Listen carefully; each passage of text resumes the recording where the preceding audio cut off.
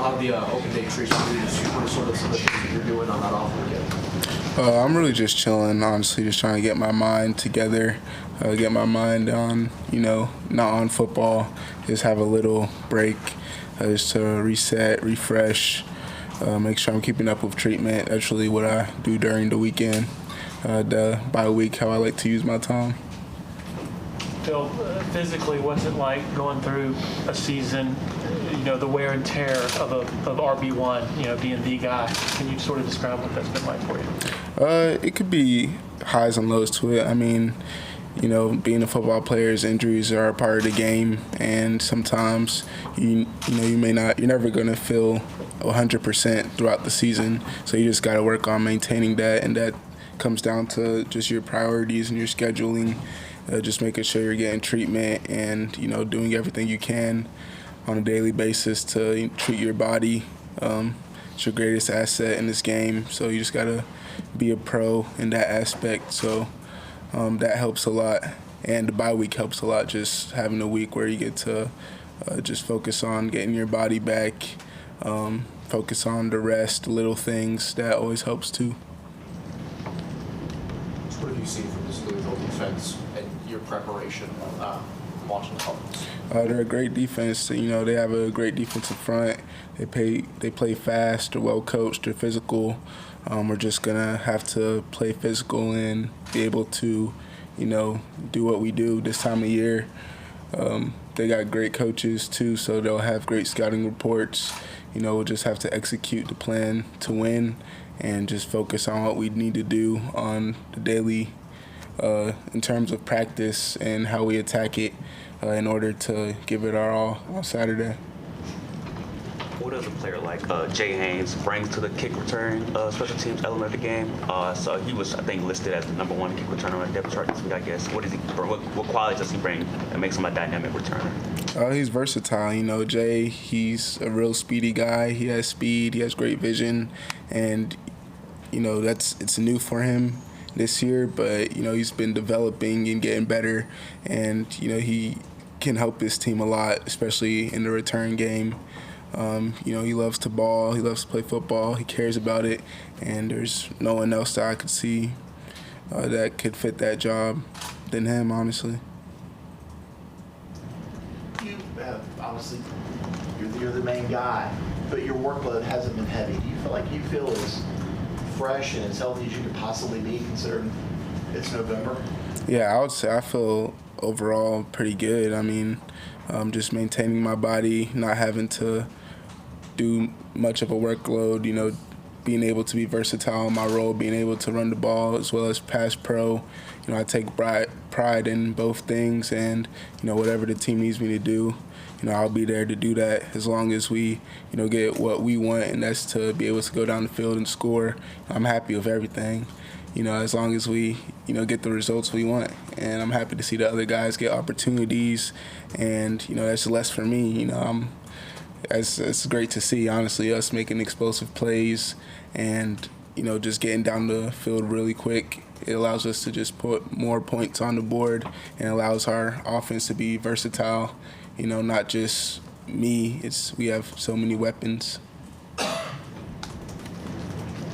Obviously, everybody's looking, tiebreakers and everything through the month of November, and there's 5 games and all that. But as a senior leader, how do you keep these other players focused on it's just about Louisville?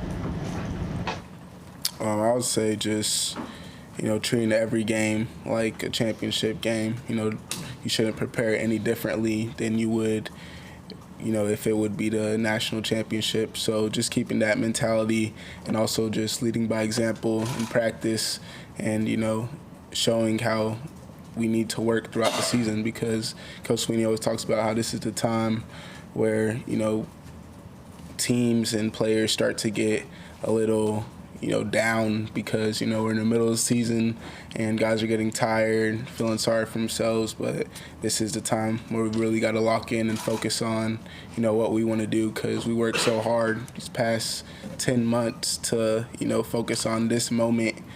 And, the moment's here, we're exactly where we want to be. So this is a time we got to dial in like we haven't before. And that's how we got to treat it. Speaking of following up on that, I mean, I'm sure you'd love for it to happen, but do you allow yourself to think ahead to, like, just say you guys go on a deep playoff run, how many more games that you would have to play this year if you want in a position to win it all? We're talking about maybe, what, 16, 17 games. You ever thought you'd play that many college games? No, I haven't. I mean, I really didn't until last year, you know, when they released the new system. So it's honestly cool to be, you know, the pioneers of that, but it just comes with adjusting to it and making sure you're doing what you need to do in order to be successful. Coach Sweeney has done a great job, especially with our scheduling, making sure it matches up with, you know, the season, the long season we're having, and keeping everyone healthy and just having the right plan to keep that longevity through the season. Phil, there's been a lot of attention paid to the offensive line this year and how well that group is playing up front. What has it been like for you running behind those guys, and how have you seen them improve? It's been amazing, honestly. They've done a great job, just like I said, just having those guys, experienced guys, being able to come back and have another shot at it. You know, they have experience, they have grit, they learned from their mistakes, and as we all have as a team, we've learned from our mistakes and we want to get better. And another key piece to it has been Coach Luke. You know, he's been a fantastic addition to this offense, and you know, he brings the energy every day at practice. I hear it from the O-line themselves. You know, they tell me how much he cares about it and the details that he brings into the O-line room, and I know it's helped them so much. And also just having those experienced guys, like I said, Ryan Linthicum, him this being his 4th year, and you know, he's ready, and you could tell that he's been working and he cares about this team, and that's just what's been shown. Our work in the off season's just been coming together and allowed us to have success. For you as a running back, what changes when you're taking to carry out a shotgun versus like under center? I know you've done that a few times, under center and jumbo and stuff like that.